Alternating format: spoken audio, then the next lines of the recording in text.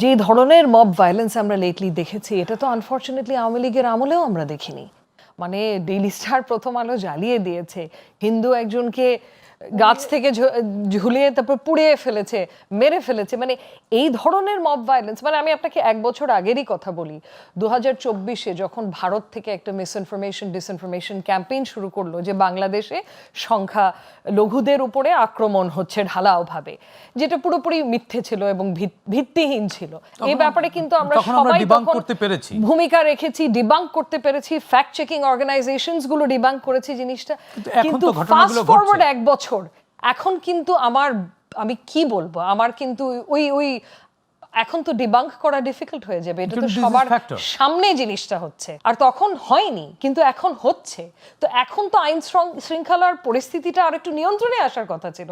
এখন তো আমরা নির্বাচনের কাছাকাছি, এখনো যদি এই ধরনের জিনিস হতে দেয়া হয়, আমার মনে হয় না এটা হচ্ছে, ওনারা নিয়ন্ত্রণ করতে পারছে না। মানে এখন রীতিমতো আমার সন্দেহ হচ্ছে যে এসব হয়তো সরকারের মধ্যে কোনো শক্তি বা সম্পৃক্ততা আছে, কোনো শক্তি হতে দিচ্ছে এ ধরনের জিনিস। তাদের লাভ কি? তাদের লাভ হচ্ছে নির্বাচন যাতে না হয়। ডেমোক্রেসি বিরোধী যে ফোর্সেস আছে, সেই ডেমোক্রেসি বিরোধী ফোর্সেসের সাথে যদি সরকারের কিছু লোকজনেরও সম্পৃক্ততা থাকে, তাহলে নির্বাচন পিছিয়ে যাবে। আবার ডেমোক্রেসির বিপক্ষের লোক তো ফ্যাসিস্ট শেখ হাসিনার আওয়ামী লীগ, আমরা তো তাদেরকে সবাই মিলে তাড়িয়ে দিয়েছি। তাহলে এখন আবার কোন পক্ষ এখানে? আমরা হয়তো ফ্যাসিজমকে তাড়াতে পারিনি, হয়তো ফ্যাসিস্টকে তাড়িয়ে দিয়েছি। তার মানে আমরা এখন কি একটা লেট ফ্যাসিজমে আছি? Fascism without a fascist? আমি আশা করি না, কিন্তু সেই ধরনের আশঙ্কা আমার হচ্ছে এখন। এবং কোনো মতেই, মানে আমাদের সবাইকে কিন্তু এখন রুখে দাঁড়াতে হবে।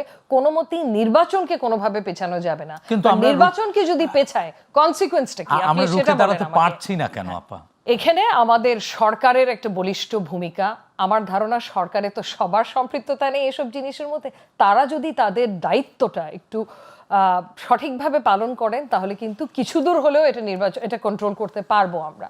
আর আমরা তো আছি, আমরা তো সব জায়গায় এটা নিয়ে কথাবার্তা বলছি। আমাদের যা বলার বলে যাচ্ছি, পাপিয়া আপারা বলে যাচ্ছে, ওনারা তো রাজপথে লড়ে এসেছেন এবং লড়ে যাচ্ছে, এবং আমি আশা করছি যে আমরা নির্বাচন একটা দেখতে পারবো। আমার সবচেয়ে বড় আশঙ্কা হচ্ছে, মানে আমরা আশা করছি কেন এখনো? আপা আপনি আশা করছেন কেন? বিশ্বাস করতে পারছেন না কেন? কারণ পায় তারা তো হয়েই যাচ্ছে। এই মব ভায়োলেন্সটা তো খুব বেশি দিন আগের কথা না, এটা তো আর প্রতিদিনই তো শুনতে পাচ্ছি, গুলি করে হত্যা, গুলি করে একে মারা হচ্ছে। আপনি কি কথা বলতে ভয় পাচ্ছেন? আপনি কি নির্ভয়ে কথা বলতে পারছেন না? পুরোপুরি যে নির্ভয়ে কথা বলতে পারছি তা না, কথাটা সত্যি না, কিন্তু কিছু দূর হলেও চেষ্টা করছি। কারণ এখন যদি নির্ভয়ে কথা না বলতে পারি, তাহলে হয়তো আমরা সবকিছু হারিয়ে ফেলবো। বাধা আছে, কিছু বাধা তো আছে, সেন্সর করতে হচ্ছে।